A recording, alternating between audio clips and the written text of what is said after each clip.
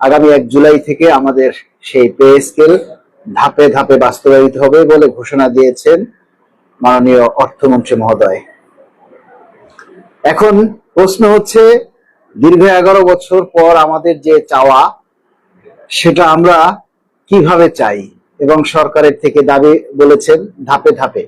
ধাপে ধাপে বলতে আমরা কয় ধাপে, কত বছরে বাস্তবায়ন করবেন, এই বিষয়ে আসলে এখনো কোনো স্পষ্ট আমরা কোনো কিছুই জানতে পারিনি। কিন্তু আমাদের যে চাওয়া, সেই চাওয়াটার ব্যাপারে আমরা জানি, এবং আমি আপনাদেরকে অনুরোধ করব যে প্রিয় ভাইয়েরা, আগের চাইতে আমাদের দায়িত্ব কিন্তু এখন আরো বেড়ে গেছে। আগে আপনাদের মধ্যে একটা কনফিউশন ছিল, আগে আপনাদের মধ্যে একটা দুর্বলতা ছিল যে আসলেই পে স্কেল এই সরকার এই বছরে দেয় কিনা, এই বাজেটে দেয় কিনা, হবে কিনা। আমরাই একটা অনিশ্চয়তা পোষণ করেছিলাম, কেননা সরকারের থেকে আনুষ্ঠানিক কোনো ঘোষণা ছিল না। যেহেতু সরকার থেকে আনুষ্ঠানিক ঘোষণা করা হয়েছে, আপনাদের মধ্যে থেকে অনেকেই এখনো আমাকে ফোন করে প্রশ্ন করে কমেন্টস করছেন, প্রশ্ন করে জানতে চাচ্ছেন যে আসলে কি পে স্কেল হবে কিনা। আরে ভাই, 1 জুলাই থেকে পে স্কেল কার্যকর হবে। এই সরকার যখন বাজেট উপস্থাপন করে, এই সংসদে বাজেট উপস্থাপনের আগে সেটার অনুমোদন দেয় মাননীয় প্রধানমন্ত্রী এবং মাননীয় রাষ্ট্রপতি মহোদয়। সেই অনুমোদনের পরেই কিন্তু এই বাজেট উপস্থাপন করা হয়। তার মানে হচ্ছে বাজেটের ভিতরে প্রত্যেকটা লেখাই সরকারের অনুমোদন দেয়া। সুতরাং পে স্কেল হয়ে গেছে বা হবে, এটা হলো কনফার্ম। এখন শুধু প্রজ্ঞাপন জারির অপেক্ষা, কারণ এই পুরা জুন মাস বাজেট নিয়ে আলোচনা চলবে। এই আলোচনা শেষে সেই সংসদেই আবার এই বাজেটটা পাশ হবে। বাজেটটা যখন পাশ হবে, পাশ হওয়ার পরেই হচ্ছে প্রজ্ঞাপন হবে। তবে আমরা যতটুকু আশা করি দ্রুত সময়ের মধ্যেই প্রজ্ঞাপন জারি হবে, এবং আমরা দ্রুত প্রজ্ঞাপন জারি করার জন্য দাবিও জানাচ্ছি। বাংলাদেশ সরকারি কর্মকর্তা কর্মচারী কল্যাণ সমিতি শতভাগ মূল বেতন বাস্তবায়নের জন্য আমরা আগামী শুক্রবার 19শে জুন আগামী শুক্রবার বিকেল 3টায় জাতীয় প্রেস ক্লাবে পে স্কেল ঘোষণা করার জন্য সরকারের প্রতি কৃতজ্ঞতা জ্ঞাপন এবং শতভাগ মূল বেতন প্রথম ধাপে বাস্তবায়নের দাবিতে এবং দ্রুত প্রজ্ঞাপনের দাবিতে আমরা আগামী শুক্রবার বিকেল 3টায় জাতীয় প্রেস ক্লাবে সংবাদ সম্মেলনের আয়োজন করছি। এই সংবাদ সম্মেলনে আপনারা যেভাবে পারেন আমাদেরকে সহযোগিতা করবেন, কারণ আমরা আপনাদের ভাই, আপনারা আমাদের ভাই। আমরা সবাই সবার জন্য, আপনারা সবাই যদি সহযোগিতা করেন তাহলে আমাদের জন্য যে কোনো কাজ করাটা খুবই সহজ হয়ে যাবে। যেহেতু এখন আমরা পে স্কেল পাচ্ছি, সুতরাং এখন হাসি মুখে আপনারা আমাদেরকে সহযোগিতা করবেন, এটাই আমরা প্রত্যাশা করি। আগামী শুক্রবার জাতীয় পে স্কেল ঘোষণার জন্য আমরা সরকারের প্রতি কৃতজ্ঞতা জ্ঞাপন এবং শতভাগ মূল বেতন বাস্তবায়ন করে দ্রুত প্রজ্ঞাপনের জারিতে আমরা সংবাদ সম্মেলনের আয়োজন করেছি আগামী শুক্রবার। সবাই সেখানে অংশগ্রহণ করবেন বিকেল 3:30টায়। আমরা 3টা থেকেই শুরু করব। আপনারা সবাই, আশা করি যারা বিশেষ করে ঢাকা থাকেন, ঢাকার মধ্যে যারা আছেন, আমরা সবাইকে অনুরোধ করব আপনারা সবাই সেই সংবাদ সম্মেলনে আপনারা উপস্থিত থাকবেন এবং আপনারা আপনাদের সাধ্যমতো আমাদেরকে সার্বিক সহযোগিতা করবেন বলে আমরা আশা করি। প্রিয় বন্ধুরা, আপনারা জানেন যে আমরা কিন্তু যে বৈষম্য আমরা দেখে আসছি, সেই বৈষম্য কিন্তু থেকেই যাচ্ছে। এই বৈষম্যটা থাকার কারণ কি জানেন? বৈষম্যটা থাকার কারণ হচ্ছে আপনারা সবাই সজাগ না, আপনারা সবাই দায়িত্বশীল ভূমিকা পালন করেন না। যদি আপনারা সজাগ হতেন তাহলে এই 50% বা 3 ধাপে 3 বছরে এই কথাগুলি আসতো না। এখন আপনারা যদি সোশ্যাল মিডিয়াতে বিভিন্ন মাধ্যমে আমাদের এই দাবিগুলির ব্যাপারে কঠিন জনমত তৈরি করতে পারেন, তাহলে অবশ্যই সরকার সেই জনমতকে গুরুত্ব দিবে। আমরা চাই আপনারা সবাই মিলে এখন থেকে দায়িত্বশীল ভূমিকা পালন করবেন, কারণ আমরা জানি বা আমরা আশা করি জুনের শেষে অথবা জুলাইয়ের প্রথম দিকেই হয়তো প্রজ্ঞাপন হয়ে যাওয়ার সম্ভাবনা আছে। যদি প্রজ্ঞাপন হয়েই যায় আর সেখানে যদি দেখেন যে না 50% হিসাবে বেসিক বা আমাদের আশার প্রতিফলন ঘটে নাই, তাহলে কিন্তু আমরাই লুজার হব, আমরাই ক্ষতিগ্রস্ত হব। তাই আমরা এখন থেকে সবাই দাবি করব, এক দফায় এক দাবি, শতভাগ মূল বেতন বাস্তবায়ন সহ দ্রুত প্রজ্ঞাপন চাই। এখন শুধু কথা একটাই, এখন আমাদের কথা শুধু একটাই যে শতভাগ মূল বেতন সহ আমরা দ্রুত প্রজ্ঞাপন চাই। আপনারা জানেন যে আমরা সেই যখন জাতীয় পে কমিশন গঠন হয় তখন থেকেই আমরা আমাদের দাবির কথাগুলি তুলে ধরেছি। আমরা চেয়েছিলাম দুইটি পে স্কেলের সমন্বয় করে বৈষম্য দূর করার জন্য আমরা চেয়েছিলাম যে সর্বনিম্ন 35,000 এবং সর্বোচ্চ 1,40,000 আমরা চেয়েছিলাম। আমাদের যে বৈষম্য, সবাইকে অনুরোধ করব, এখন অনেক মানুষ লাইভে আছেন, প্রায় 750 মানুষ লাইভে আছেন, দয়া করে সবাই একটু শেয়ার করবেন, সবার কথাগুলি জানা উচিত।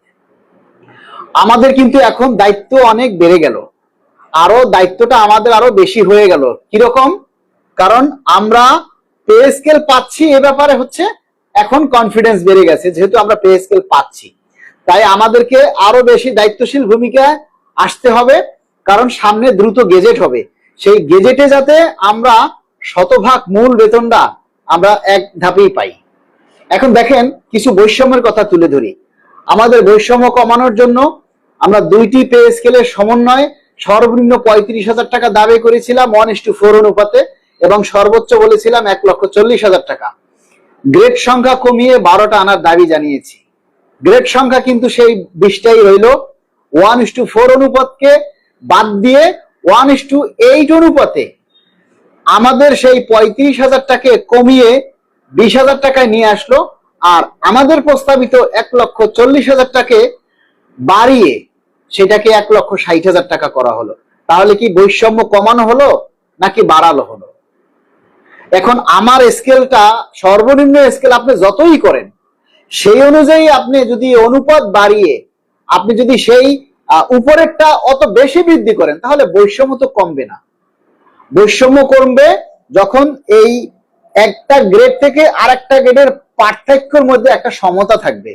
আপনি নিচের গ্রেডের পার্থক্যগুলো কিন্তু দেখবেন সেই 300, 500, 400 এটাই রয়ে গেছে, কিন্তু উপরের দিকের যে 500 পার্থক্য, 4,000, 5,000, 8,000, 10,000, 15,000 এইটাই রয়ে গেছে। অর্থাৎ বৈষম্য কিন্তু কমেনি।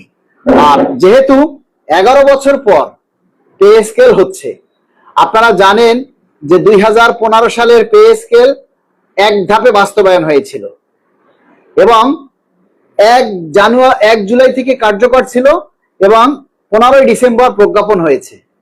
আবার 15 ডিসেম্বর থেকে জুলাই 1 পর্যন্ত 6 মাসের বকেয়াটা কিন্তু ধাপে ধাপে দিয়েছিল। 2009 সালে 2 ধাপে পে স্কেল বাস্তবায়ন করেছিল, প্রথম ধাপে মূল বেতন, দ্বিতীয় ধাপে অন্যান্য ভাতা।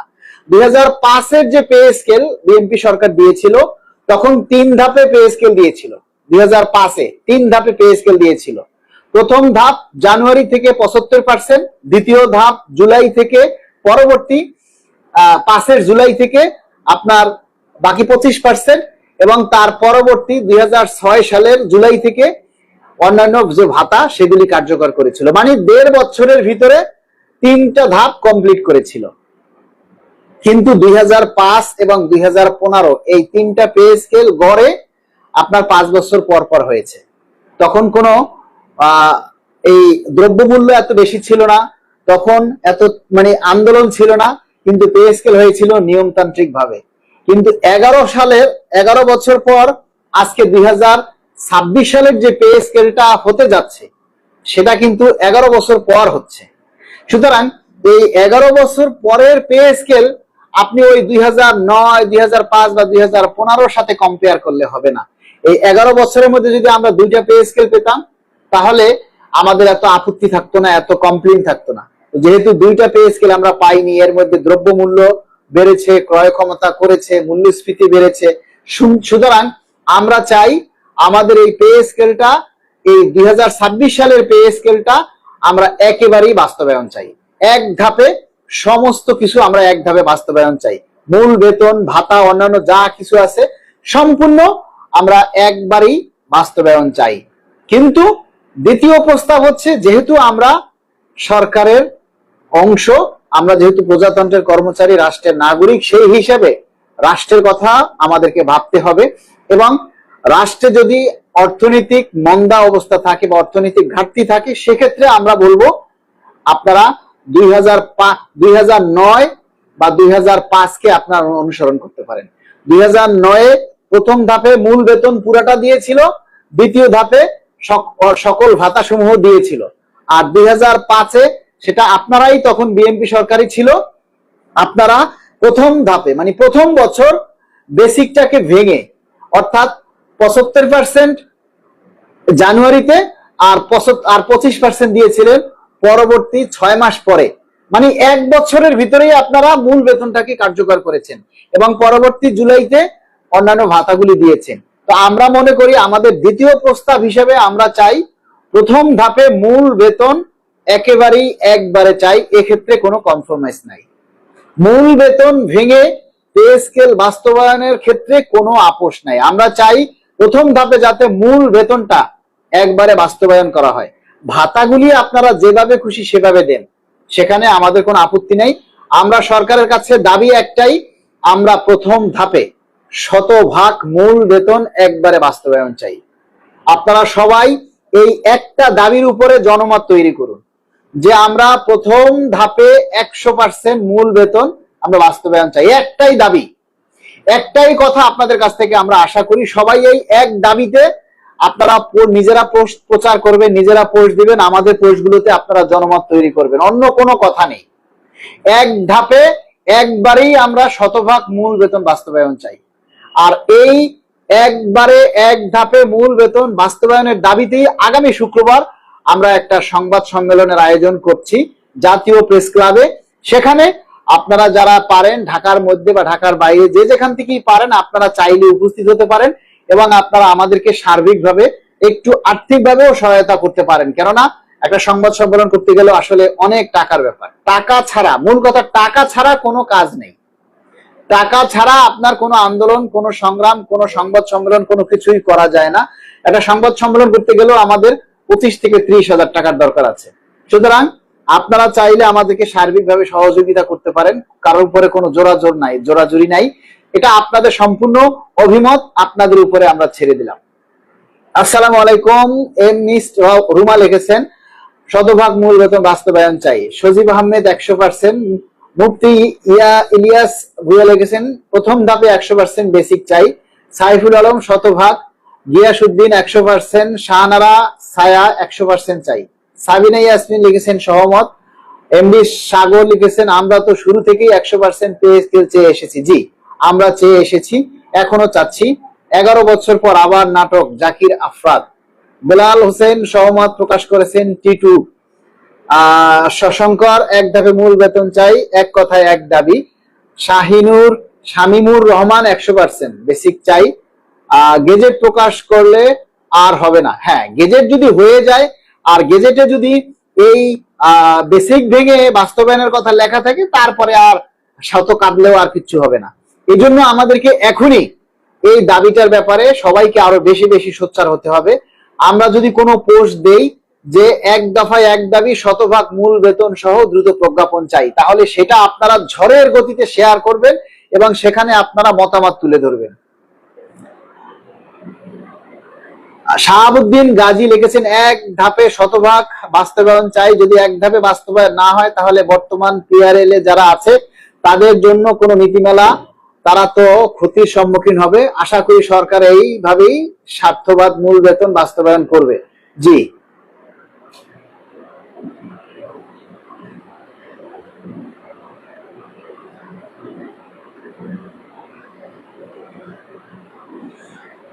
আপনারা সবাই যে যেভাবে পারেন একটু লাইকটা শেয়ার করুন, আমাদের কথাগুলি যাতে সবাই বুঝতে পারে, মেসেজটা যাতে সবার মধ্যে পৌঁছে যায় এবং সবাই যাতে আমাদের দাবির ব্যাপারে সচেষ্ট হতে পারে।